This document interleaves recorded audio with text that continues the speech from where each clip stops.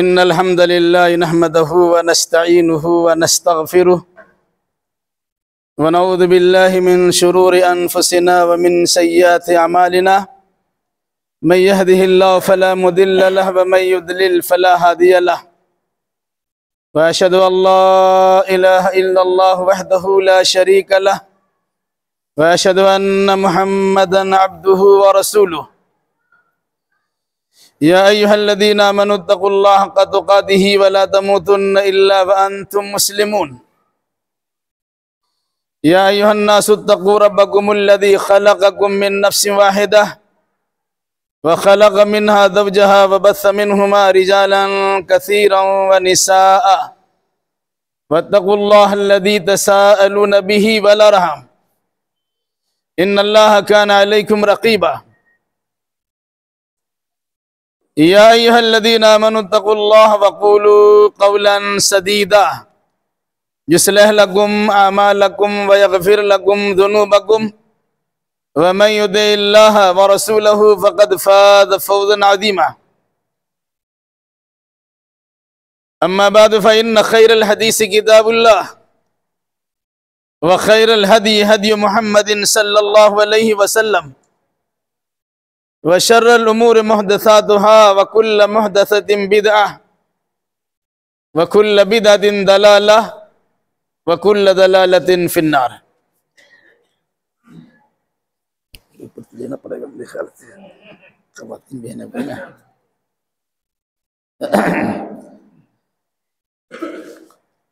बुजुर्गों, नौजवान साथियों, पर्दा नशीम और बहनों,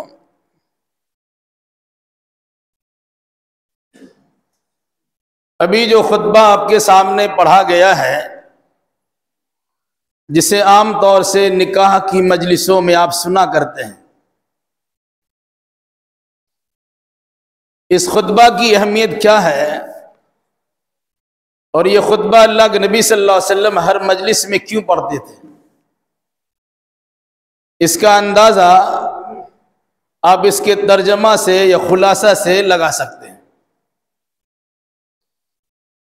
हर वाज़ो नसीहत की मजलिस में रसूल अकरम सल्लल्लाहु अलैहि वसल्लम पहले ये खुतबा पढ़ते थे, फिर उसके बाद आपका बयान होता था। ईदैन के मौका पर भी अल्लाह के नबी सल्लल्लाहु अलैहि वसल्लम का दस्तूर था, पहले आप ये खुतबा पढ़ते थे, फिर उसके बाद ईदैन के अहकाम व मसाइल और दीगर पैगामात सुनाया करते थे। जुमा के दिन भी जुमा के खुतबा में सबसे पहले ये पढ़ते थे, फिर उसके बाद हालात के मुनासिबत से आपका सैर हासिल खिताब होता था। और इसी तरीके से निकाह की मजलिस में भी इस खुतबा के पढ़ने का दस्तूर है और फिर उसके बाद ईजाब व कबूल की बारी आती है। इस खुतबा का मफ़हूम अपने सामने रखिए। अगर कोई इंसान इस खुतबा को अपनी ज़िंदगी के लिए दस्तूर मुतय्यन कर ले, मंशूर मुतय्यन कर ले और उसी रोशनी में ज़िंदगी गुजारना चाहे, तो ऐसे इंसान की ज़िंदगी की कामयाबी की ज़मानत दी जा सकती है। इस खुतबा में सबसे पहले अल्लाह का शुक्र अदा किया गया है और अल्लाह की तारीफ की गई है। अल्लाह तबारक व तआला से मदद मांगी गई है, अल्लाह ताला से मग़फ़िरत का सवाल किया गया है, माफ़ी मांगी गई है। आमाल की खराबी से और नफ्स की शरारत से अल्लाह की पनाह चाही गई और इस हकीकत को वाज़ेह किया गया है कि हिदायत व ज़लालत अल्लाह के हाथ में है।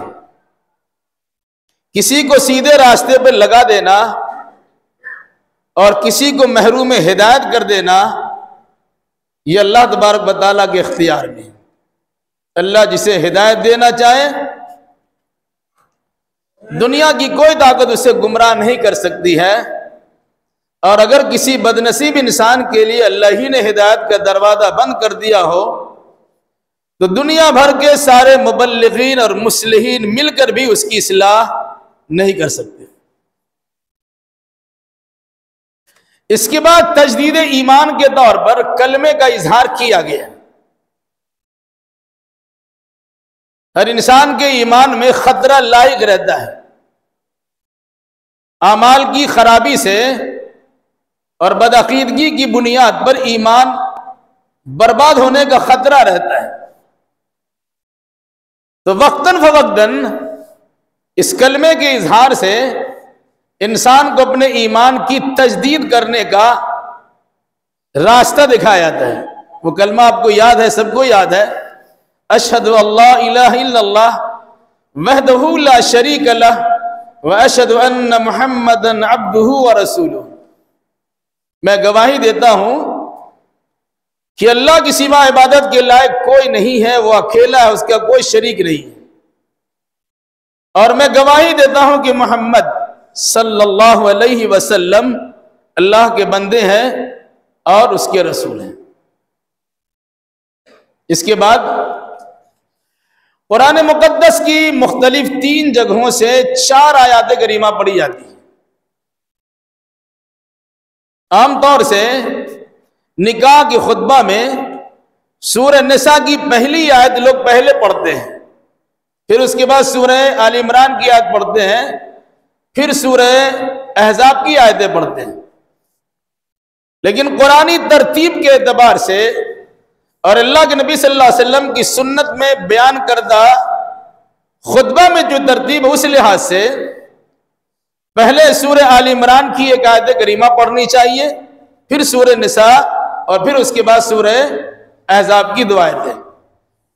तो सूरह आल इमरान की एक आयत करीमा पढ़ी गई जिसमें अल्लाह तबारक व तआला ने बतौर खास ईमान के दावेदारों को, जो लोग अपने आप को मुसलमान और मोमिन समझते हैं, उसको खिताब करते हुए अल्लाह ने कहा है अल्लाह से इतना डरो जितना डरने का हक है।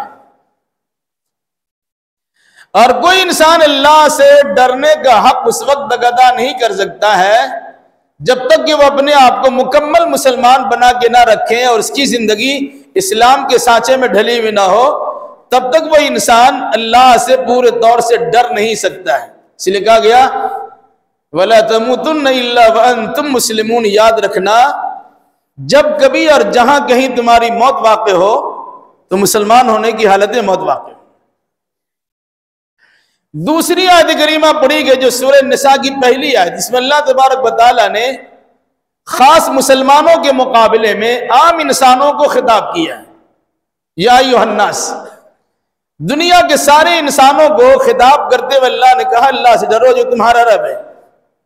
और साथ साथ रिश्तेदारी को याद दिलाया गया है कि अल्लाह ने दुनिया में इंसान को फैलाया कैसे है। एक जान को यानी हजरत आदम अलैहिस्सलाम को बनाया, पैदा किया, उसी से उनका जोड़ा पैदा कर दिया। हजरत आदम की बाएं पसली से हजरत हव्वा को निकाल दिया। फिर इन दोनों के मेल मिलाप से तवालुद व तनासुल का सिलसिला जारी हुआ, नस्ल के बढ़ाने का सिलसिला जारी हुआ। तो अल्लाह ने औरत और मर्द पर मुश्तमल बेइंतहा इंसान को दुनिया में फैला दिया। कहा अल्लाह से डरते रहना और रिश्तेदारी का खास ख्याल रखना। अगर इस सिलसिले में किसी किस्म की कोताही करोगे तो जान लो कि अल्लाह तुम्हारी सारी हरकतों पे कड़ी निगाह रखे हुए हैं। तीसरी और चौथी आयत करीमा पढ़ी गई जो सूरह अहज़ाब की आयतें हैं, जिसमें अल्लाह तबारक व तआला ने फिर अहले ईमान को या ईमान के दावेदारों को या जो लोग अपने आप को मुसलमान और मोमिन कहते हैं उनको खिताब करते हुए कहा कि अल्लाह से डरो और जब भी बोलो तो बिल्कुल सच्ची पक्की बात बोला करो। फिर उसका फायदा बतलाया गया युस्लिह लकुम अमालकुम व यगफिर लकुम ज़ुनूबकुम। सच बोलोगे तो अल्लाह तुम्हारे आमाल को सुधार देगा, तुम्हारे गुनाहों को बख्श देगा। और अगर कामयाब जिंदगी चाहते हो और बड़ी कामयाबी हासिल करना चाहते हो तो सिर्फ अल्लाह की इबादत करना, और वो इबादत मोहम्मदुर रसूलुल्लाह सल्लल्लाहु अलैहि वसल्लम के तरीके के मुताबिक ही बजा लाना। भाई इतिल्लाह व रसूलहु फ़क़द फ़ाज़ फ़ौज़न अज़ीमा। जो अल्लाह की इताअत करता है यानी अल्लाह की इबादत व बंदगी करता है और जो अल्लाह के नबी सल्लल्लाहु अलैहि वसल्लम की इताअत करता है, यानी आपके तरीके के मुताबिक इबादत करता है, फ़क़द फ़ाज़ फ़ौज़न अज़ीमा, वो बड़ी कामयाबी हासिल कर लेता है। इसके बाद खुतबा का बिल्कुल आखिरी हिस्सा है। अम्मा बाद, तमाम बातों में सबसे बेहतरीन बात किताबुल्लाह यानी कुरान मजीद की बात सबसे बेहतर बात है, सबसे सच्ची और पक्की बात है। और सबसे बेहतरीन तरीका मुहम्मदुर रसूलुल्लाह सल्लल्लाहु अलैहि वसल्लम का तरीका, जिसका नाम हदीस और सुन्नत है। और तमाम चीजों में सबसे बदतरीन चीज दीन में अपनी जानिब से किसी नई चीज की ईजाद और शुरुआत है, जिन्हें शरीयत की इस्तिलाह में बिदअत कहा जाता। वकुल्लु बिदअतिन दलाला वकुल्लु दलालतिन फिन्नार। हर बिदअत गुमराही होती है और गुमराही का अंजाम जहन्नम होता है। यह है खुतबा मसनूना जो निकाह के मौका पर सुनाया जाता है। आमतौर से अरबी में पढ़ा जाता है, अरबी में सुन लेते हैं, उसका माना समझ में नहीं आता, लगता है पंडित जी ने कोई पढ़ के सुना दिया और मामला गुजार दिया। अल्लाह के नबी सल्लल्लाहु अलैहि वसल्लम अरबी में खुतबा इसलिए देते थे, उनके सामने सामीन अरबी थे, इसलिए से खुतबा सामीन की जबान में होनी चाहिए। बहरहाल इस खुतबा में जिन चीजों पे इशारा किया गया है, बस 2-3 मिनट में उसकी जानिब मैं भी इशारा करना मुनासिब समझता हूं। अल्लाह की जब नेमत मिलती है तो इंसान उस पर शुक्र अदा करता है और उस पर अल्लाह की तारीफ करता है। जब इंसान को जरूरत पड़ती है तो बतौर खास अल्लाह से मदद चाहता है। एक इंसान अभी शादीशुदा नहीं, अकेला है, लेकिन जब शादी होती है तो एक के सिवा 2 बन जाते हैं। तो अकेली जिंदगी गुजारने के मुकाबले में 2 के साथ जिंदगी गुजारना जरा उसके साथ टफ होता है। तो कहा गया अल्लाह की मदद चाहनी चाहिए। फिर हर इंसान गुनाहों का पुतला है, किसी से कम किसी से ज्यादा गुनाह होता रहता है। कोई इंसान अपने आप को पाकबाज समझता है तो यकीनन बिल्कुल नामुमकिन चीज पर अमल करता है। अंबिया के सिवा कोई गुनाहों से पाक नहीं है, लग़ज़िशें और गलतियां किसी से भी हो सकती है। तो इस खुतबे में माफी की तरफ और मग़फ़िरत की तरफ तवज्जो दिलाई गई है। एक नई जिंदगी की शुरुआत के साथ साथ दोनों के लिए ही नहीं, मजमा में शरीक तमाम लोगों को यह खबरदार किया गया कि हम वक्त अपनी गलतियों की तलाफी करते रहनी चाहिए और अल्लाह से माफी के तलबगार बनते रहना चाहिए। इन तमाम चीजों के साथ साथ इंसान का असली दुश्मन शैतान साथ में लगा हुआ है और उसके अलावा इंसान का नफ्स भी उसके साथ में ही है। कभी इंसान अपनी नफसानियत की बुनियाद पर बहकता है तो कभी इंसान शैतान के बहकाने से बहकता है। एक तरफ रहमानी ताकत है, दूसरी तरफ शैतानी हरबा है। अल्लाह ने इंसान को आजाद छोड़ा है कि अल्लाह जो रहमान है उसकी रहमानी सिफात को अपनाओ या शैतान के नक्शे कदम पर चलकर अपने आप को तबाही के गड्ढे में डाल दो। मगर याद रखना, सारी कोशिशों के बावजूद अगर अल्लाह की तौफीक किसी को नहीं मिलती है तो वह हिदायत नहीं पा सकता है और गुमराही से बच नहीं सकता है।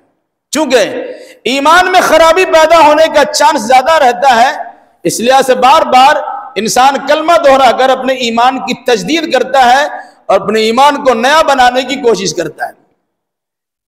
जिन आयत को खुतबा में शामिल किया गया है उन आयतों में देखेंगे बतौर खास अल्लाह से डरने का हुक्म है।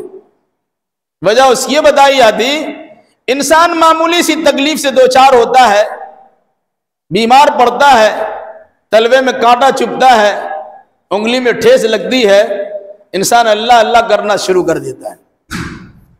लेकिन जब खुशी हासिल होती है तो अल्लाह को इंसान भूल जाता है। शादी ब्याह की तकरीब भी खुशी की तकरीब है। इस मौका पर इन आयतों के जरिए से याद दिलाया गया कि अपनी खुशी की खातिर शरीयत इस्लामिया की धज्जियां ना उड़ाना। समाज क्या कहेगा, खानदान के लोग क्या कहेंगे, रिश्तेदार क्या कहेंगे, इन चीजों पर तवज्जो देने के बजाय अल्लाह से डर कर अपनी खुशी को और अपनी गमी को अंजाम देने की कोशिश करना।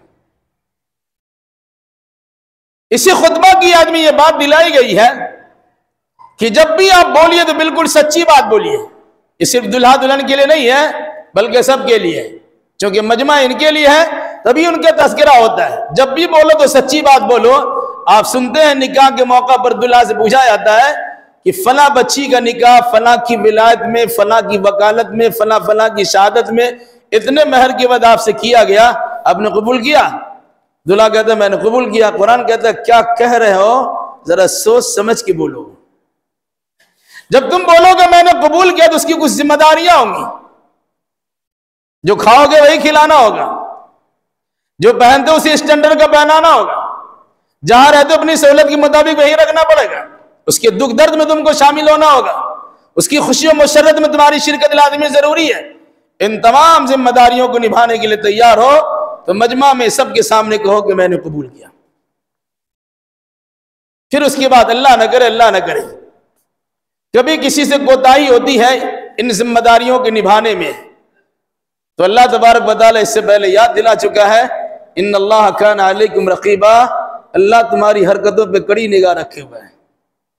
और उससे पहले अल्लाह तबारक व तआला याद दिला चुका है, जहां नई जिंदगी की, शादीशुदा जोड़े की हैसियत से नई जिंदगी गुजरने की बात हो रही है, वही अल्लाह तबारक व तआला इंसान को मौत याद दिलाता है। यानी हमेशा मौत को अपने सामने रखना, तभी मोहताज जिंदगी गुजार सकोगे। कि इंसान को इधर उधर झांसा दे सकते हो लेकिन अल्लाह की निगाह में हो, अल्लाह की पकड़ से बच नहीं सकते हो। इसलिए मोहताज जिंदगी गुजारने की कोशिश करना। अलावा इसके बिल्कुल सबसे आखिर की बात, हर मुसलमान का अकीदा है कि सबसे सच्ची बात किताबुल्लाह कुरान की बात है। लोग मानते भी हैं, ये अलग सी बात है कि उस पर अमल करने के लिए हम तैयार नहीं। हमारे घर में कुरान मौजूद है, शायद कोई मुसलमान ऐसा नहीं होगा जिसके घर में कुरान ना हो। सब घर में कुरान है, लेकिन कुरान की इज्जत इतनी ज्यादा आप करते हैं, इतना एहतराम करते हैं कि अलमारी के सबसे ऊंचा हिस्सा पे कुरान रखते हैं, वहां हमारा हाथ ही नहीं पहुंचता है, उतारने की नौबत ही नहीं आती, पढ़ने की तौफीक नहीं मिलती है। समझना, अमल करना और उसकी दावत को आम करना तो बहुत दूर की बात है। इसी तरीके से हर इंसान कहता है कि मोहम्मदुर रसूलुल्लाह सल्लल्लाहु अलैहि वसल्लम का तरीका सबसे बेहतर तरीका है, इसमें कोई शक नहीं है।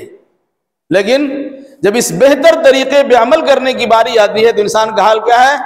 जब अल्लाह के नबी सल्लल्लाहु अलैहि वसल्लम का नाम लिया जाता है तो इंसान मस्ती में झूम जाता है, जब उनकी सुन्नत पर अमल करने की बारी आती है तो इंसान घूम जाता है। फिर जो सबसे खतरनाक चीज है, जिसके नतीजे में हमारे अमाल अकारत बर्बाद जा सकते हैं, नित नए बिदात इजादात की शुरुआत, ये खतरनाक चीज है। इसके बावजूद शादी ब्याह के मौका पर, हयात मौत के मौका पर, जिंदगी के दीगर शोबाजात में आप देखेंगे कि उन्हीं चीजों को मजबूती से पकड़ा जाता है जिनका शरीयत इस्लामिया से दूर दूर का भी वास्ता नहीं। जो रस्म व रिवाज शादी ब्याह के ताल्लुक से किए जाते हैं वो आपके सामने है। ऐसे मौका पर हम भूल जाते हैं कि इस्लाम क्या कहता है, कुरान क्या कहता है, अल्लाह के नबी सल्लल्लाहु अलैहि वसल्लम की सीरत और सवान हयात और आपकी हदीस और सुन्नत क्या कहती है। अल्लाह से दुआ कीजिए अल्लाह हमें सुन्नत रसूल पर और कुरानी आयात पर अमल करने की तौफीक मरहमत फरमाए। बस आखिर में एक बात कह के बात खत्म करता हूं। उन्हीं रस्म रिवाज में से एक चीज ये भी है कि जब निकाह कबूल करा दिया जाता तो दूल्हा से कहते कहिए खड़ा होकर अस्सलाम वालेकुम। सलाम करना कोई गलत चीज नहीं है, सलामती की दुआ देना है। यह काम आप में से कोई कर सकता है? आपसे कहें खड़ा होकर सलाम कर दीजिए, नहीं कीजिएगा। अब दुल्हाई को मजबूर क्यों करेंगे भाई? सलाम तो आने वाला करता है, सलाम जाने वाला करता है, बीच में उठ के सलाम करना नहीं है। इसलिए मेरी गुजारिश होगी बच्चा उठेगा नहीं। हाँ, इस निकाह के ताल्लुक से जो दुआ देना चाहिए, मुबारकबादी के कलिमात के तौर पर हम सबों को उनके करीब पहुंच के दुआ जरूर सुनाना चाहिए, जो दुआ अल्लाह के नबी सल्लल्लाहु अलैहि वसल्लम ने अपने जमाने में दुल्हा दुल्हन दोनों को दिया था। अब दुल्हा के पास मौजूद है, ये मुबारकबादी कलिमात उनको सुनाएंगे। दुल्हन के पास वही जा सकेंगे जो उनके महरम रिश्तेदार हैं। वो कलिमा क्या है? ये भी एक अफसोस की चीज है कि शादी ब्याह में शरीक तो होते हैं, दोस्ती का हक निभाते हैं, रिश्तेदारी का हक निभाने की कोशिश करते हैं, लेकिन जिंदगी भर के लिए जो अजीम दुआ होनी चाहिए वो दुआ के कलिमात हमारे जबान से निकलते नहीं। मुबारक तो कह देते हैं, हमें ये दुआ भी याद करनी चाहिए। क्या दुआ है? बारकल्लाहु लका व बारक अलैका व जमा बैनकुमा फी खैर। अल्लाह बरकत दे, तुम दोनों पर बरकत की मूसलाधार बारिश बरसा दे और खैरुद्दीन के मामलात में तुम दोनों के दिलों को जोड़ के रखे। इससे बढ़ के दुआ को हो सकती है? तो ये दुआ हमें दूल्हा दुल्हन दोनों को देनी चाहिए। बारकल्लाहु लका व बारक अलैका व जमा बैनकुमा फी खैर। अल्लाह से दुआ कि अल्लाह तो अपने फजल करम से इन दोनों के दरमियान उल्फत व मोहब्बत पैदा कर दे, इस निकाह को मसूद महमून बाबरकत बना दे, दोनों खानदान उल्फत व मोहब्बत की जो जगह दे। इन दोनों के साथ साथ हम सबों को जिंदगी के तमाम तर शोबाजात में कुरान व हदीस, किताबुल्लाह और सुन्नत रसूलुल्लाह से मुकम्मल रहनुमाई हासिल करने की तौफीक करदान नसीब फरमा। अक़ूलु क़ौली हाज़ा व अस्तग़फ़िरुल्लाह ली व लकुम व लिसाइरिल मुस्लिमीन व आख़िरु दावाना अल्हम्दुलिल्लाहि रब्बिल आलमीन।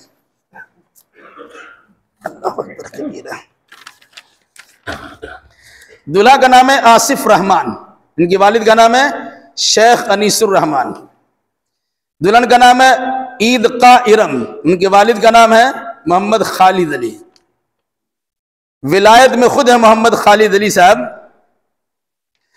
और एक के गवाह है अकबर हुसैन, उनके वालिद का नाम है उमर हुसैन मरहूम। दूसरे गवाह है हाजी मोहम्मद परवेज असलम साहब, उनके वालिद का नाम है हाजी मोहम्मद असलम मरहूम। महर है 51,000 रुपये। क्या लिखा जी? 51,000 रुपये जो अभी अदा किए जाएंगे। क्या देंगे?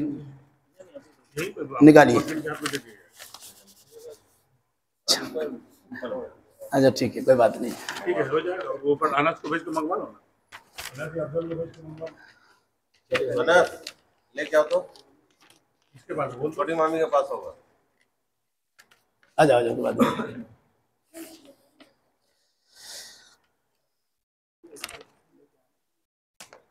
ठीक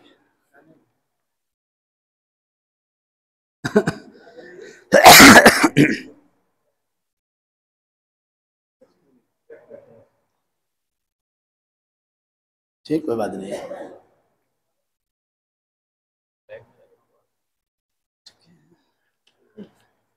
असल में महर सामने होना चाहिए ना, पता चले कि महर दिया है, मकसद तो वही है।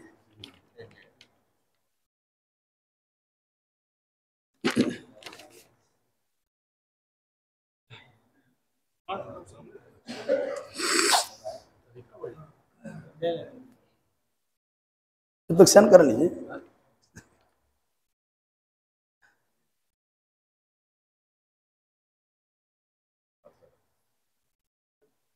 अब कोई बात नहीं है।